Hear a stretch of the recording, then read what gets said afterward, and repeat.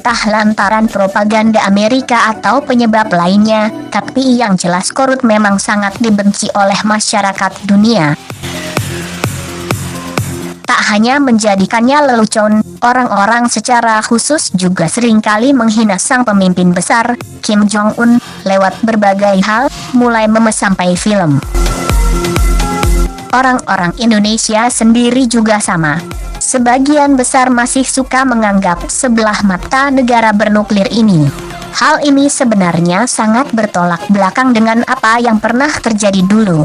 Kamu mungkin belum tahu jika Korut pernah jadi sahabat dekat Indonesia semasa negara ini dipimpin oleh Bung Karno.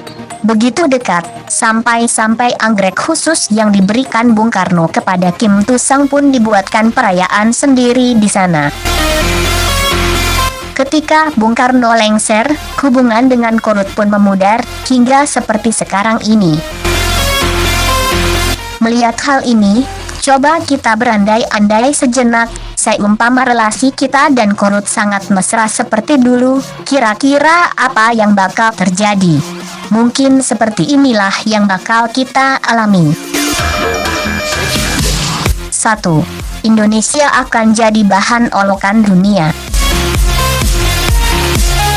Kita tahu persis bagaimana Kim Jong-un dan Korutnya sangat populer sebagai bahan bercandaan global. Maka, mungkin hal itu juga akan dialami oleh Indonesia seumpama negara ini tetap bersahabat baik dengan Korea Utara. Sudah jadi hukum alam, kalau teman dekat pasti kecipratan apapun, entah hal baik atau buruk. Indonesia jadi bahan bully internasional, hal ini tentu sangat menyakitkan. Bayangkan tanah tercinta ini dijadikan lelucon. Atau mungkin gambar-gambar Presiden Jokowi yang diedit sedemikian rupa, sehingga nampak konyol, sama seperti apa yang pernah dialami dengan Kim Jong-un belakangan. Seperti inilah memang yang akan terjadi, walaupun mangsa utama ketidaksukaan dunia tetaplah Korut. 2. Amerika akan sangat waspada terhadap Indonesia. Selama ini, kita dan Amerika bisa dibilang teman baik. Hal ini dibuktikan dengan banyak hal, mulai dari seringnya Obama datang ke sini, sampai deretan kontrak bisnis dua negara. Hal yang semacam ini mungkin akan susah terjadi, kalau Indonesia berkawan sangat baik dengan Korut. Alasannya sudah jelas, karena musuh besar Korut adalah Amerika dan sebaliknya. Karena berteman baik, kita pun akan dianggap antek dari Korut, sehingga akhirnya ikut diwaspadai pula oleh Amerika.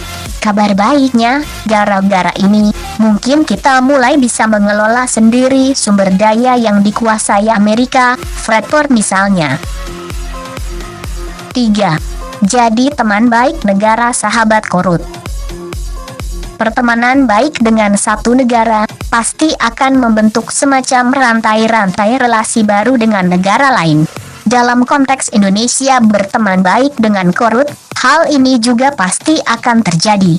Nantinya, Indonesia pun bakal berteman baik dengan negara lain yang bersahabat dengan tetangga Korsel ini. Selama ini, Korut berteman cukup mesra dengan beberapa negara besar. Misalnya, Rusia dan Tiongkok. Akibat Indonesia yang berteman baik dengan Korut, maka secara tak langsung kita juga jadi makin akrab dengan dua negara ini. Hal tersebut bisa dibilang sesuatu yang bagus. Indonesia bisa hebat lagi militernya gara-gara bantuan Rusia, serta hilangnya konflik kita dengan Tiongkok yang memanas beberapa waktu belakangan. 4. Kim Jong-un akan jadi idola di Indonesia. Jika sebelumnya kita biasa-biasa saja, bahkan menganggap remeh Kim Jong-un, maka hal ini takkan terjadi jika Indonesia berkawan baik dengan Korut. Alih-alih menganggap enteng, bahkan menghina, maka kita justru akan menghormati Kim dengan sangat baik. Seperti Bung Karno yang pernah begitu dihormati oleh orang Korut, maka hal yang sama juga akan kita lakukan kepada Kim Jong-un. Tak hanya menghormati saja, Indonesia pastinya akan selalu mengundang Kim dalam acara-acara khusus. Entah perayaan, sampai nikahan anak pejabat tinggi Indonesia. 5. Indonesia kemungkinan akan terlibat perang besar.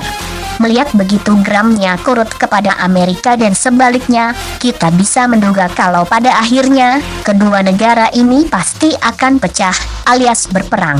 Korut sudah bolak-balik memberi sinyal dengan menguji coba nuklirnya, sementara Amerika juga giat memainkan propagandanya.